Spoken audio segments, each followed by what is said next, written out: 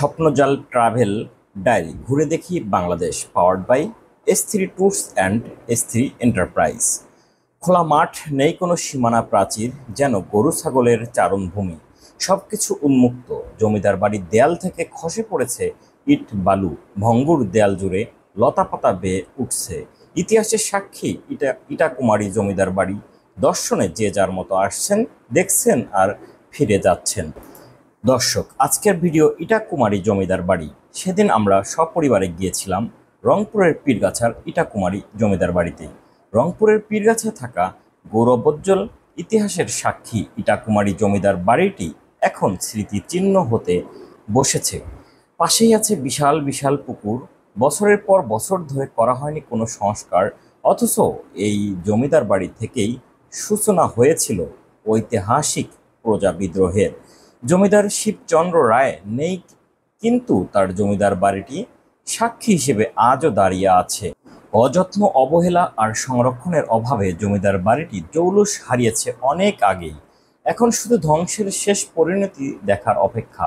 অথচ এই জমিদার বাড়িটি যুগ যুগ ধরে প্রাচীন পুরাকীর্তির অন্যতম নিদর্শন হিসেবে বিবেচিত হয়ে আসছে। ইটাকুমারী জমিদার বাড়ি অমূল্য প্রত্নসম্পদ, কিন্তু সরকারিভাবে সংরক্ষণের কোনো উদ্যোগ নেওয়া হয়নি।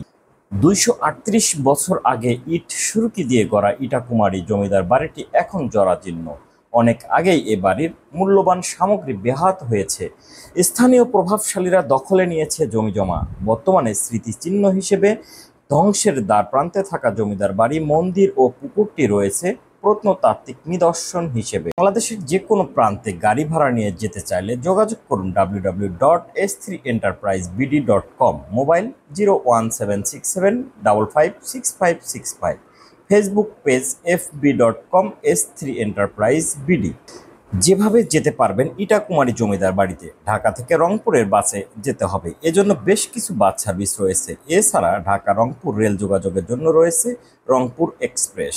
এটি ঢাকা থেকে রংপুরের উদ্দেশ্যে ছাড়ে সকাল 9টা 10 এবং রংপুরে পৌঁছায় সন্ধ্যা 7টা 50।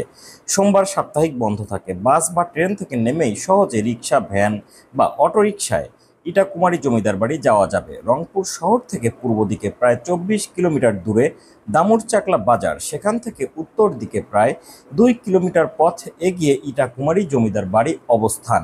সেখানে গিয়ে আপনারা নিজেরাই দেখে আসতে পারেন ইটাকুমারী জমিদার বাড়ির বর্তমান বেহাল অবস্থা।